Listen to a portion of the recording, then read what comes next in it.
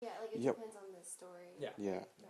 Yeah, with all that being said, I think it's definitely it I mean, anybody can integrate characters into, a game, but it's just about like for me, I would rather see female characters like in these types of FPS games, um, where they're like an essential part to the story, as opposed to just like obvious like character selections that anybody can just randomly choose to. Or more than just the fancy receptionist at the space tower. Yeah, definitely. Yeah. Yeah, or the person that always needs saving by the male characters. It's all about how they use the female characters in the game. Because I think, anybody that plays video games, they notice. They notice that characters are there for options, and they would notice that they're also, really important people within the story as well. So, definitely. We've been talking a lot about females in video games, and we've touched here and there on homosexuals. We didn't really talk about transgender, Mm. but it's tough because there's not a lot of examples of either of those, and that's sort of the starting point of our discussion is how can developers, independent mostly, because right now I can tell you publishers are not gonna Right. go They're not gold gonna on that touch that at because all. that is It's too huge controversial. risk financially for them, which completely makes this sound like it's an issue of money, but it's not. It's more than that.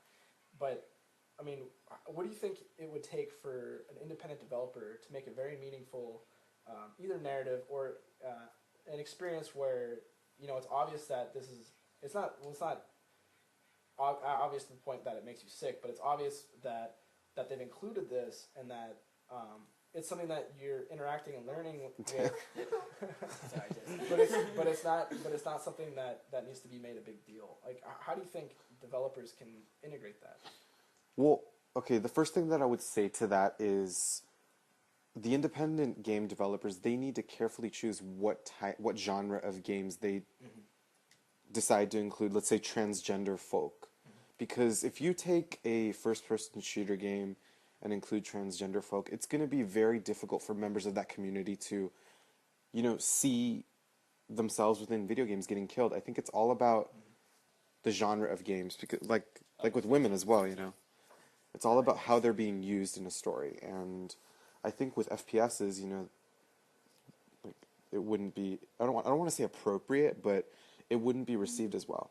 So you could take that with any sort of people within the LGBT community. There's a lot of prejudice in the community.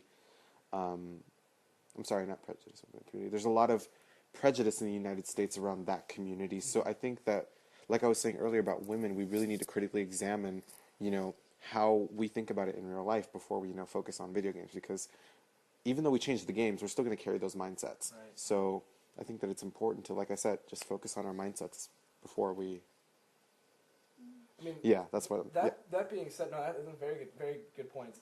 That being said, in terms of the media does shape a lot of our perceptions, and vice versa. A lot of our perceptions shape media. Do you? I personally, I think if a developer, oh wow, good job, Ronnie. So good. So good. If a developer felt like they could effectively create a strong narrative with a transgender or gay character, or any group that's not properly portrayed in video games, that if they could do that effectively through narrative, I think that they should feel encouraged to pursue a story that they think that would be very meaningful and something that anybody with any identification could identify with. Yeah. Because those experiences, a lot of, like for me, I was antisocial as all hell in middle school, so video games were kind of how I familiarized myself with the social aspects. I got to talk to people. But now it's more than that. The people that stay in and play video games take the narrative experience out with them too. So we're talking about how the culture has to shape our perceptions as well as how that's integrated into video games.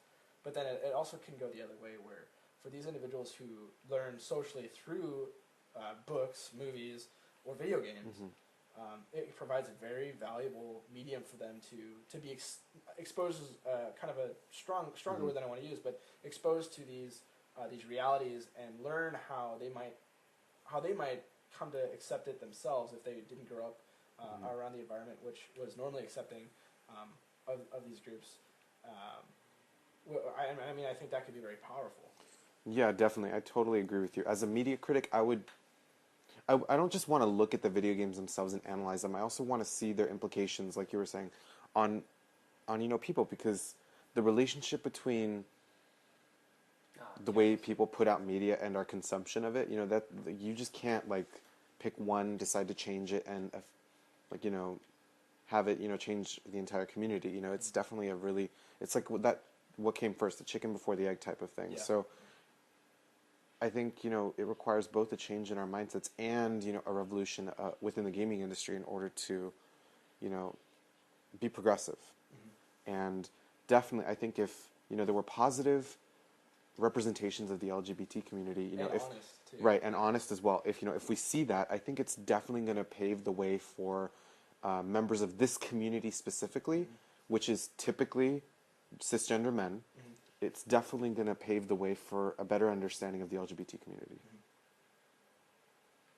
But at the same time, they also need to be receptive of that. Yeah. Because you can throw anything in front of cisgender men and, they can just do whatever they want with it. It's all about being open. It might not even take any traction or Right. have any effect, right? Right. And it's about effective delivery. Right. I agree. So let's talk about this community of gamers as we're winding down. Again, I can tell you right now that I have probably experienced every stereotype of a video gamer. In my, I'm not an expert compared to a lot of people, but in my years and years of playing video games, and socially, I can tell you that I've experienced a lot of these stereotypes and discrimination and bias. And the first thing I'll say is that this just changed a little bit, but when I play video games, and I was guilty of this too, and you heard on the other end of the mic a female, a woman. Yes. The first thing you pictured was someone who was super attractive, and so everybody would egg on the girl playing the game, right? Right. Now, I mean, my perspective has changed drastically. That's way different. But now it's shifted, not progressively. It's worse, where either men see the girl gamer as an object, or as oh, you probably look like a dude because you're playing video games. Like that, the community itself, though it has progressed a lot, that still exists very prominently. And like I've played with girls on not Killzone but with Warframe, and like they're, in terms of capability, there's like no, you can't say that men are better than girls at video games. Like Never. Yeah. there's different things like chemically and everything that you can argue down to the atom, but when it comes down to it, a girl will easily kick your ass in a video game. Yeah. She has enough A practice. homosexual will kick a a homosexual will kick a heterosexual their ass in video. Like that doesn't matter. Like like the ability, the capability should not be judged based on those factors. Mm-hmm. And a lot of people are like, "Oh, do you need me to hold your hand?" I've had plenty of experiences where I've had my ass saved by a girl gamer. And I've actually, one of my, like this kind of sounds like that argument, like I'm not racist, I have a black friend. I actually have a friend that I play with on PlayStation who has been very open about identifying as gay. And like, the first time I thought he was completely trolling because he kept saying it and things, but then when I actually talked to him when it was just him and I in the room, he's like, no, I am. But I own it because, not a lot of gamers will do that. Mm-hmm. They might, his words, not mine, they might dick around and pretend like they are just to troll, but that's not what I'm about. I'm about owning it in this space where it's a lot of times it's discouraged. And I thought that was really cool, but it's like that same thing where it's the capability is not translated across any of these barriers. Like enjoyment of video games is not translated across any of these barriers, but the enjoyment of the experience is affected by the portrayal of these different groups and how they identify, because it can be very detrimental. I mean, again, I haven't had this experience, but I would think that it could be very detrimental for someone to always be forced to identify with a white male heterosexual cisgender character. Like that is just drilled so frequently in video games that you would think. I mean, maybe it doesn't have as big an impact as I think, but I think it does impact the minority of gamers who do identify differently, and I think it does negatively impact them to some extent. And I think that by like Warframe, like I identify with the characters because they're kicking ass, not because they're male female. And there's obviously there's no skin color, so it's not like you can argue that either. Mm-hmm. And I think that yes, there's going to be those characters where the character's demographic, their ethnicity is going to have some important part in the narrative, but then there's plenty of space for more games to take on this role of non-specificity and still effectively tell a good story and still create a very high quality experience. Right, definitely.